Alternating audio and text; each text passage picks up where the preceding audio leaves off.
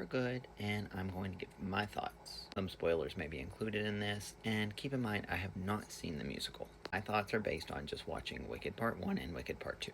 I'll start by saying this girl deserves so many flowers, and I really hope she gets an Oscar nomination and an Oscar win for her performance as Glinda. Cynthia Erivo really stood out to me in Wicked Part 1, but in For Good, I feel like Ariana Grande was the shining star. Just the broad range of emotions that she showed us, and the way she showed the connection she had with Elphaba's character, it was just so good.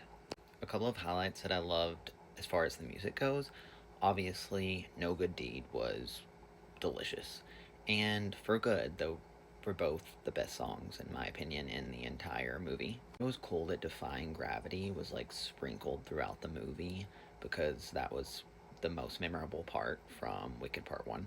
Something else that I loved about both of the films, but especially in Wicked for Good, they were just beautiful. The costume design, the scenery.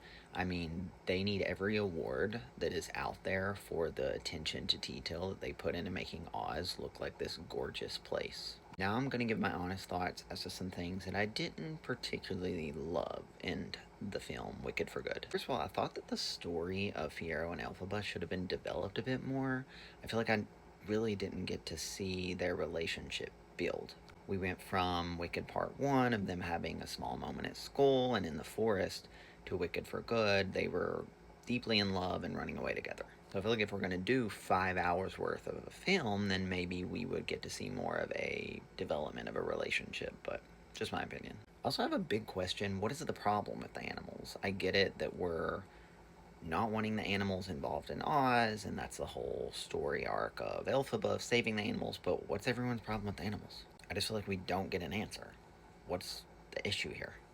I'm also a little confused about Madame Morrible being taken away by the monkeys. She was powerful enough to create this tornado and control the weather and all of these things, so I was just a little confused about how she was so helpless to be taken away so easily without putting up a bigger fight.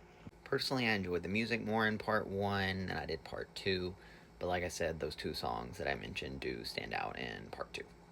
Overall, I enjoyed seeing both films. In my opinion, they could have been consolidated into one, maybe like a 3 hour, 3.5 hour film experience, but definitely go see it. If you haven't seen part 1, watch part 1, then part 2, back to back would be so fun. And I'm really hoping they get some Oscar nominations because overall, these were two great films. I'm sad that part 1 didn't take any of the big awards last season, so maybe part 2 will get some of that recognition. If you're someone that's seen the musical,